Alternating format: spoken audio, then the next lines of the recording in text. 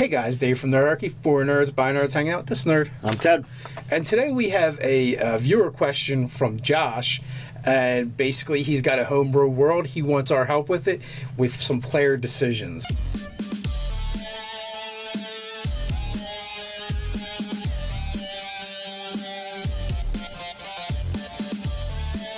should jump down to the description below, sign up for Nerdarchy, the newsletter. It's a great way to get weekly gaming tips as well as learn how to game with us. Josh, don't do it. Your players already said they don't want to play this game. So the setup is he has got two continents. One is essentially our world. There's no magic. There's no monsters.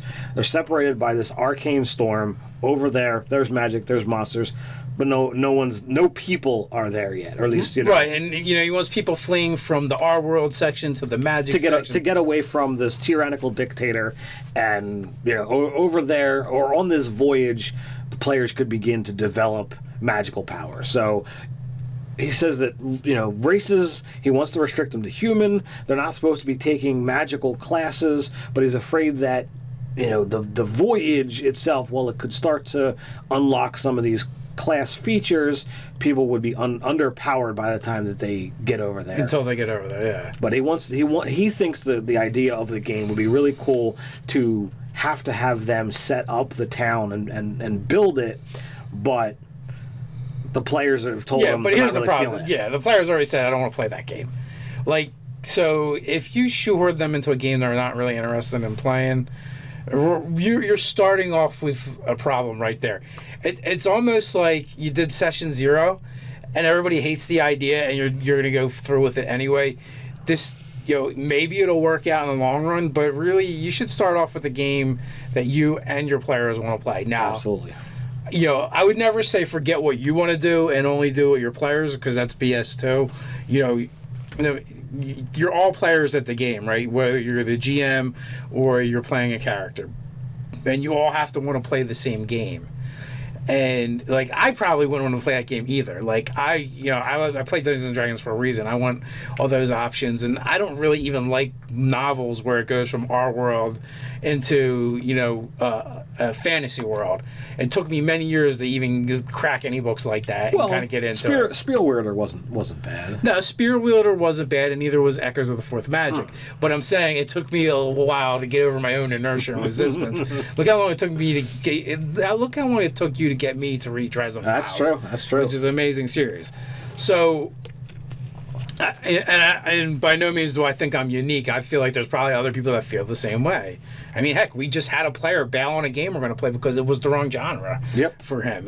So instead of trying to force them into it and be like, they'll like it later, they might never like it. So you're really, maybe you just need to set this idea aside and back burner it, and maybe if you want to play in this world, maybe you really just need to play in this world where the magic is.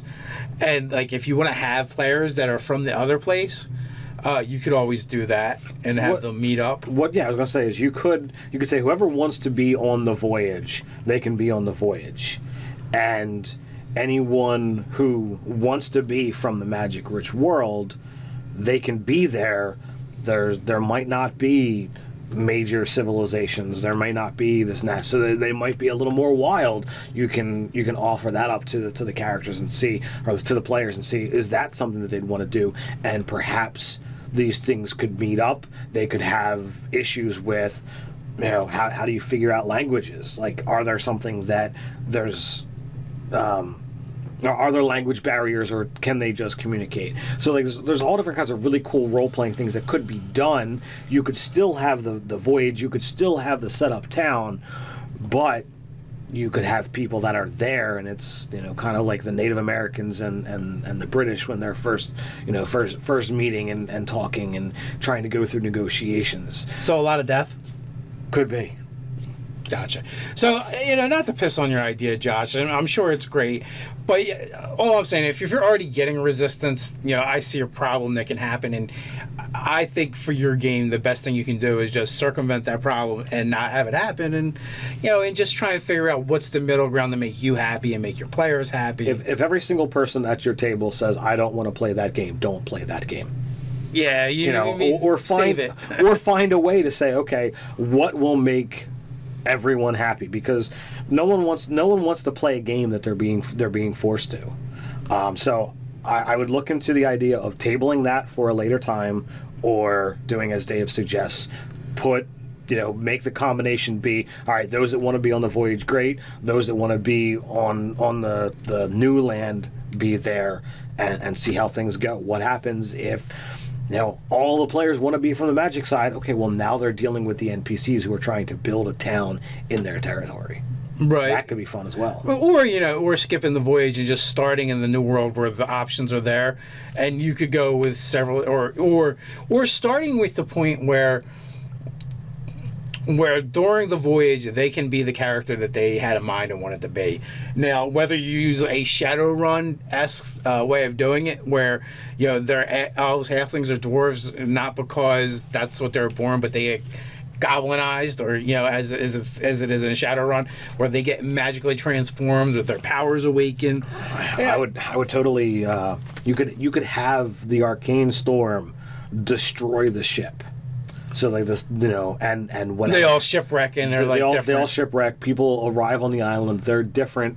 The supplies and stuff that you want them to have is there. There's some lumber from the destroyed ship, but now they're trapped here. They've been changed. They have to contend with this new, essentially, body. These new powers. It's not like they're trained to be able to manipulate stuff. But hey, all of a sudden I know how to do this. Right. Or if you want to do a little portion of the voyage where they're all human, but nothing really happens where you have to worry about classes and stuff like that. It's role playing, it's narration, it's some of the backstory to the world, that kind of stuff, and clear it with the players, see if they're okay with it, and then you can have it where the actual adventure picks up, where they are the thing they want to be, but maybe they didn't start that way, and so they might be okay with that. So it's a little bit of I think that is probably the compromise, the compromise, and the best of the three options. So hopefully, Josh, instead of just pissing all over your idea, I also offered up some good suggestions that will help you out and help you get your game going in a direction that will make everybody happy. If you out there have any suggestions for Josh to make this thing happen, put it down in the comments below. While you're at it, like, share, even subscribe. You can hang out with us over at nerdarchy.com. So until next time, stay nerdy.